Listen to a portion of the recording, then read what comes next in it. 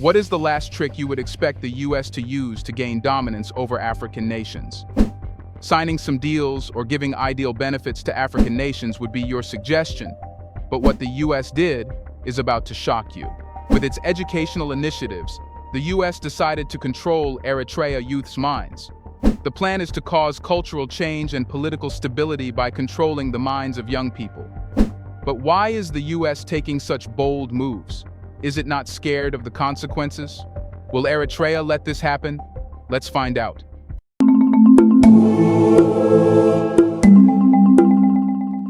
Why was this document launched? The US is targeting Eritrea as it launched the Integrated Country Strategy document, initially approved in May 2022 and revised in November 2023. This outline shows the US government's disciplined confrontation with the Eritrean government, but it mainly targets the youth of Eritrea. Let's first understand why this document was launched to understand how it will target the youth of Eritrea. The unveiling of the Integrated Country Strategy document marks a significant step in the United States government's approach to addressing key challenges in Eritrea. This strategy is like a roadmap, guiding diplomatic engagements, foreign assistance, and other crucial tools to tackle issues ranging from an authoritarian regime to human rights abuses and ongoing disputes with neighboring Ethiopia and Djibouti. Let's dive into the background to simplify it even more. Eritrea, a nation in the Horn of Africa, has faced challenges requiring a coordinated and strategic response. The Integrated Country Strategy document was launched to outline the US government's regional priorities. The challenges include an authoritarian regime, persistent human rights abuses, and unresolved disputes with neighboring countries. One of the key focuses of the Integrated Country Strategy is the authoritarian regime in Eritrea. By clearly defining the US stance on this matter, the document aims to contribute to efforts that promote democracy, good governance, and the protection of fundamental human rights. The strategy outlines diplomatic approaches, partnerships, and potential sanctions to encourage change within the Eritrean government. The document also highlights the US government's commitment to addressing human rights abuses in Eritrea. Providing a comprehensive strategy establishes a framework for promoting and protecting human rights through diplomatic channels and international collaborations. The emphasis on human rights reflects a dedication to fostering a just and humane society in Eritrea. But stick till the very end to see the other side of the coin, and let us tell you beforehand, this will shock you. Apart from this, Eritrea has been embroiled in long-standing disputes with neighboring Ethiopia and Djibouti. The Integrated Country Strategy recognizes the importance of resolving these conflicts for regional stability. Through diplomatic efforts and engagement, the document aims to play a constructive role in fostering dialogue and finding peaceful resolutions to ongoing disputes. Addressing these issues, the US government hopes to contribute to a more stable and cooperative environment in the Horn of Africa. The Integrated Country Strategy stands out for its holistic approach, combining diplomatic engagement, foreign assistance, and other tools to address the multifaceted challenges in Eritrea. This comprehensive strategy acknowledges the interconnected nature of political, social, and economic issues, understanding that a singular approach may not suffice. But it won't be wrong to say that these were just the positive sides of the document. While the Integrated Country Strategy (ICS) in Eritrea has been portrayed positively in Western media, it is essential to acknowledge that perspectives on the document are not as sugar-coated as what Western media is saying, but are the remaining truths. The stated purpose of the ICS is to articulate a common set of US government priority, mission goals, and mission objectives in Eritrea. This, in turn, is intended to enhance planning, communication, and cooperation across various agencies, ultimately leading to a more efficient implementation of the US agenda abroad. The positive aspects of the ICS are prominently featured in Western media narratives. The document is lauded for providing a strategic roadmap that aligns diverse agencies toward common goals. It emphasizes the importance of addressing key challenges in Eritrea, such as an authoritarian regime, human rights abuses, and disputes with neighboring countries. The focus on diplomatic engagement and a comprehensive approach to problem-solving is positively portrayed as a step towards fostering positive change in the region. However, a more critical examination reveals a dual narrative. While praised for its inclusivity, the comprehensive approach advocated by the ICS has raised questions about potential hidden agendas. Critics argue that the document could be a tool for advancing geopolitical interests rather than solely addressing the well-being of Eritrean citizens.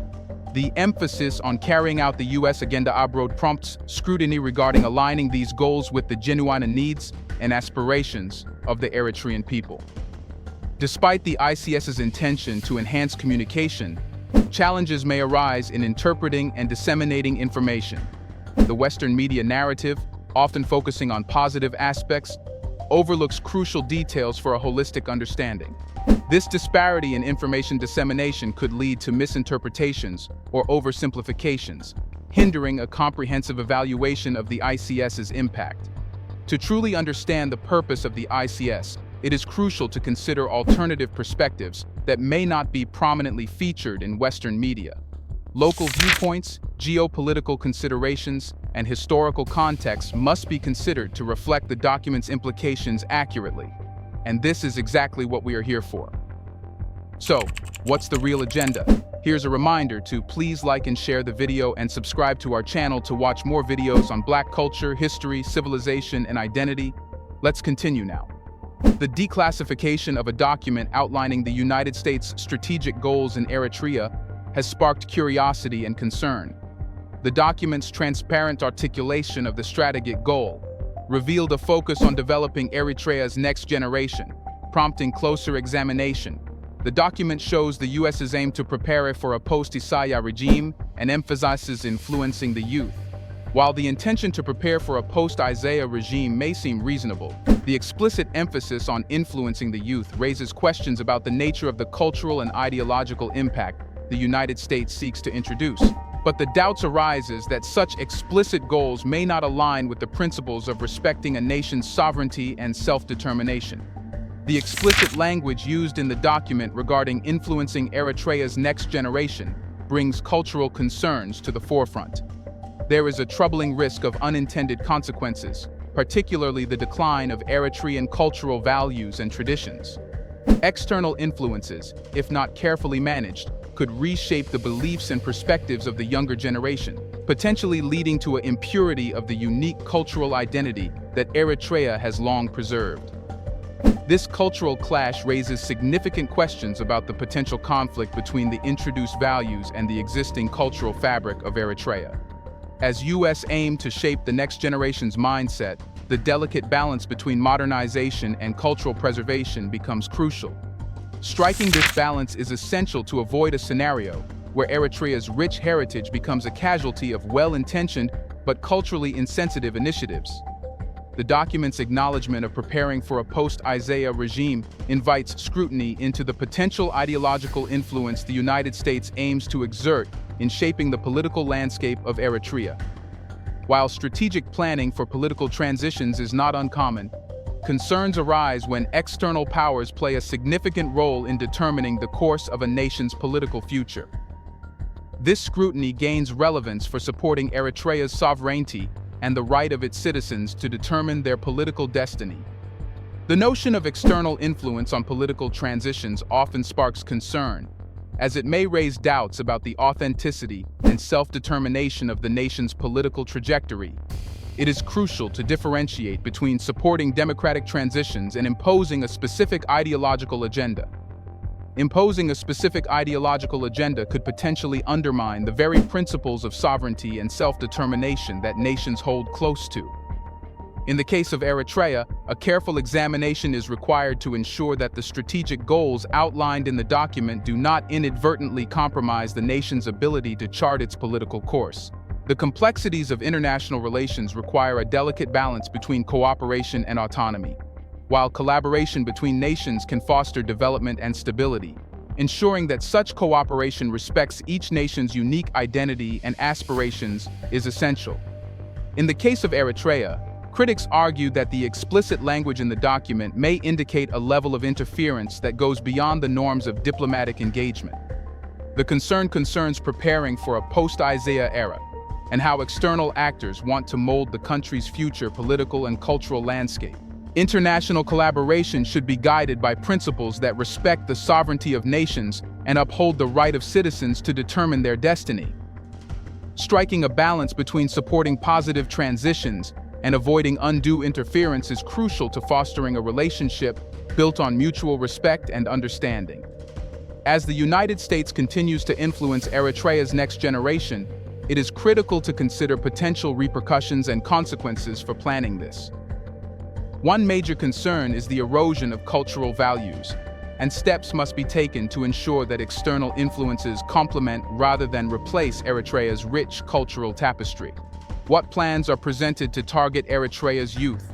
The plans focus on education, empowerment, and creating opportunities for the youth with initiatives such as the Eritrean National Development Plan, UNDP projects, national safeguarding efforts, and participation in national service to uplift the younger generation. However, the explicit goal of cultivating Eritrea's next generation raises questions about the potential clash of interests.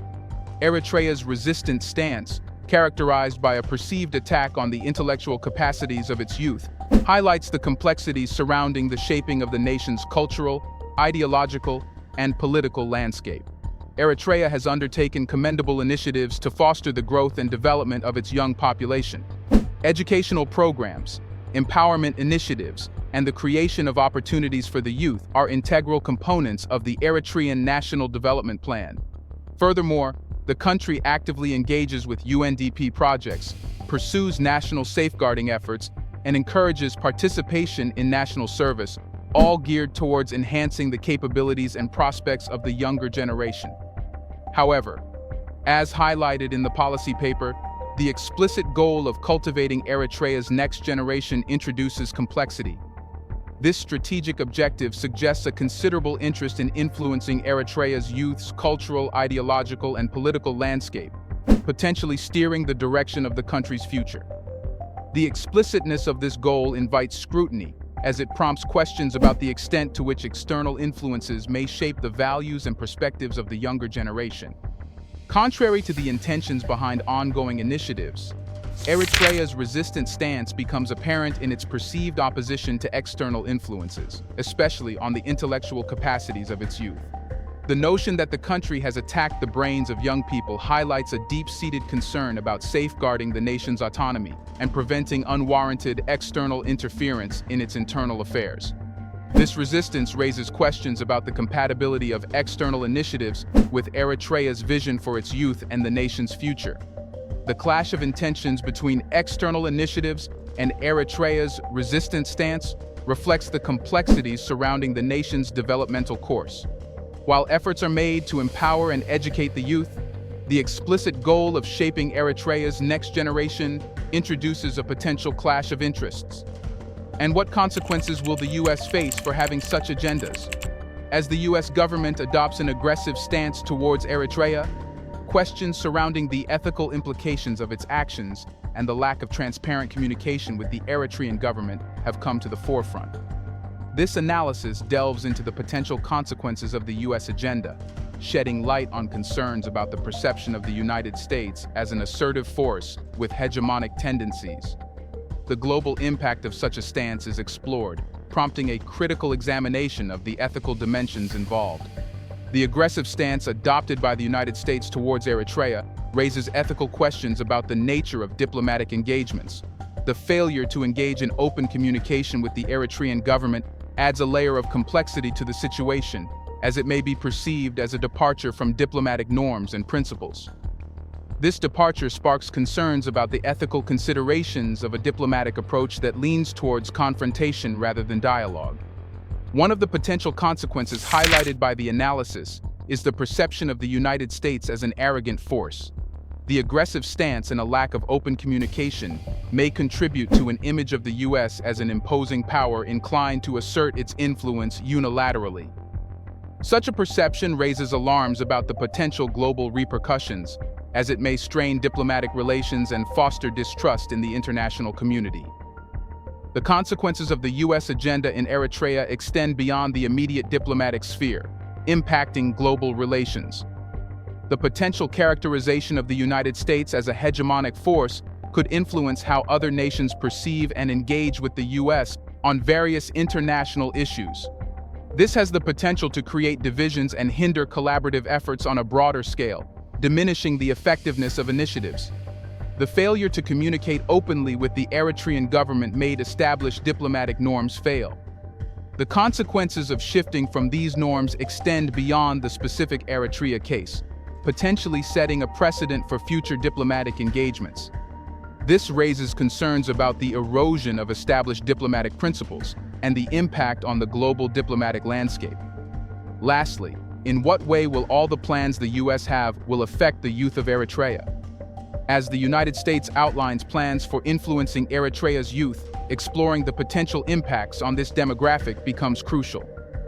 The repercussions could span cultural and ideological influence, political stability, value divergence, resistance to external influences, and economic consequences. However, the outcomes are speculative, contingent upon numerous factors, such as Eritrea's government's response and its youth's resilience. One of the primary concerns is the potential cultural and ideological influence that the US plans may exert on Eritrea's youth. Introducing foreign values and perspectives could impact the nation's cultural fabric, raising questions about preserving Eritrea's distinct identity. The extent to which these influences will shape the beliefs and practices of the youth remains uncertain and depends on the resilience of Eritrean cultural values. The potential consequences also extend to politics, with concerns about political instability and divergence in values.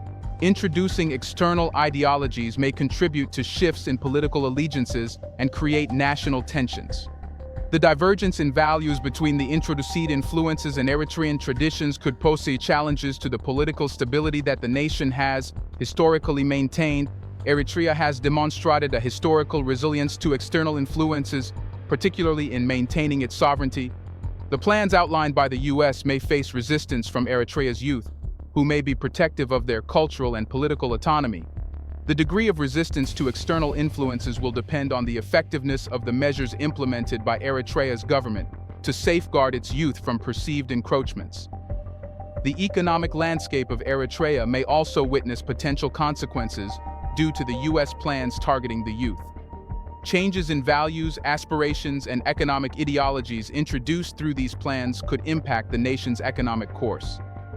The extent of these consequences will hinge on the adaptability of Eritrea's economic framework and the capacity of its youth to navigate evolving economic landscapes. Why does the US want to transform how the youth of Eritrea think? The question of why the United States is invested in transforming the mindset of Eritrea's youth unveils a layer of geopolitical considerations. As the US grapples with diminishing dominance over Africa, the strategic move to influence the upcoming generation's mindset emerges as a potential avenue for maintaining and expanding its influence. The United States, faced with a diminishing presence and influence across Africa, seeks to counteract this trend by focusing on the youth of Eritrea. Geopolitical shifts, particularly the rising influence of China and Russia on the African continent, have prompted the US to strategize to maintain its dominance. Understanding that the future belongs to the youth, the US aims to shape its perspectives to secure its position in the global geopolitical landscape. Recognizing that the youth represent the future leaders and influencers, the US sees an opportunity to mold the mindset of Eritrea's next generation. The US hopes to create a foundation for a favorable political alignment by influencing how the youth think. This strategic move is driven by the belief that controlling the narrative among the youth will pave the way for the US to regain and solidify its dominance over Africa. However, Africa, as a continent, has shown a resilient stance against external influence, particularly from the United States. The geopolitical landscape has witnessed African nations aligning more towards China and Russia, emphasizing a departure from historical ties with Western powers. The value placed on African sovereignty becomes significant as nations resist external attempts to shape their political and cultural identity. The shift towards China and Russia indicates a broader trend where African nations seek partnerships based on mutual respect and cooperation. The US perceives this alignment as a challenge to its geopolitical dominance. Consequently, the strategic focus on shaping the minds of Eritrea's youth is seen as a tactical response to counterbalance the growing influence of China and Russia on the continent. Africa's resistance is because of its commitment to preserving its sovereignty. Historically subjected to external interventions, the continent is increasingly assertive in safeguarding its autonomy and determining its path.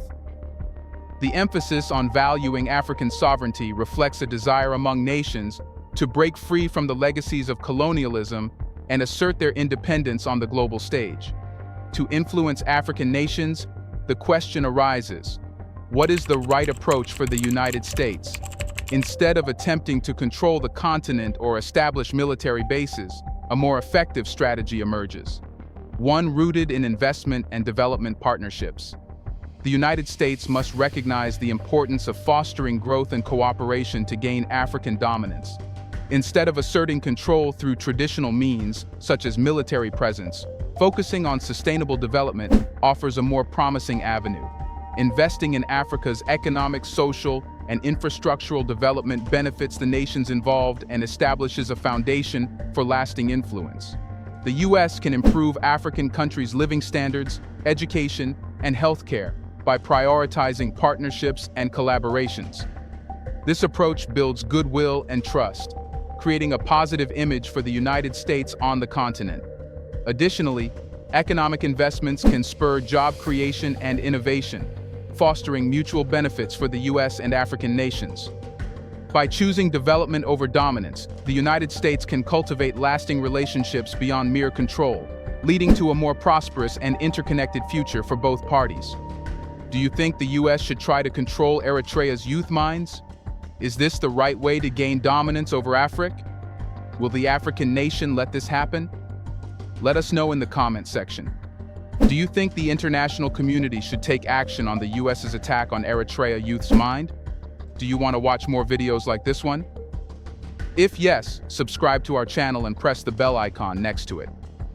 We have decided to bring videos on something nobody talks about: the Black culture, civilization, history, and evidence about how glorious Blacks have been.